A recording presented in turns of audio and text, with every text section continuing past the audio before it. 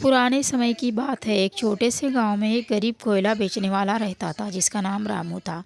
रामू ईमानदार और मेहनती था, लेकिन कितनी भी मेहनत करता उसकी गरीबी ख़त्म नहीं होती थी। वह जंगल से लकड़ियां और कोयला इकट्ठा करता और उसे बाजार में बेचता। एक दिन जंगल में अजीब घटना हुई। एक दिन रामू जंगल में कोयला काट रहा था, तभी उसने एक अजीब चमकती हुई चीज़ देखी। उसने ध्यान से देखा तो ये कोयला एक टुकड़ा था जो सोने जैसा चमक रहा था। रामू को यकीन नहीं हुआ, लेकिन उसने उसे उठाकर अपने झोले में डाल लिया। वह सोचने लगा, क्या ये सच में सोना है या मेरी आंखों का धोखा है। तभी रामू की मुलाकात एक रहस्यमयी बाबा से हुई। रामू ने उस कोयले को बाजार में ले जाने का फैसला किया, लेकिन रास्ते में उसे एक बाबा ने रोक लिया।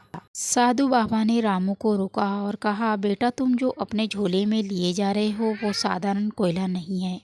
यह एक चमत्कारी कोयला है, लेकिन ध्यान रखना, इसे लालच के लिए मत इस्तेमाल करना, वरना यह तुम्हारी ज़िंदगी बर्बाद कर देगा। रामू ने सिर झुकाकर बाबा की बात सुनी और सोचा कि इसे सावधानी से इस्तेमाल करेगा। कोयले का जादू अचानक से चलने लगा। रामू ने जब गांव में जाकर कोयले को कस्बे के जौहरी को दिखाया तो जौहरी दंग रह गया। वह बोला, ये तो शुद्ध सोना है। रामू को इसके बदले बहुत सारे पैसे मिले। वह घर लौटा और खुशी खुशी अपनी पत्नी को सब कुछ बता दिया। अब रामू ने तय किया कि वह इस पैसे से गांव में स्कूल बनाएगा, गरीबों की मदद करेगा और अपनी ज़िंदगी बेहतर बनाएगा। लेकिन उसने ये रहस्य किसी को नहीं बताया कि उसे यह कोयला कहाँ से मिला है।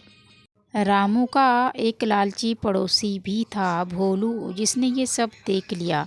उसने रामू से कोयले के बारे में पूछा, लेकिन रामू ने कोई जवाब नहीं दिया। भोलू ने चोरी छिपे जंगल जाकर वैसे ही कोयले की तलाश शुरू कर दी। भोलू ने जंगल के उसी हिस्से में एक और चमकता हुआ कोयला पाया, लेकिन जैसे ही उसने उसे छुआ, कोयला आग की तरह जलने लगा।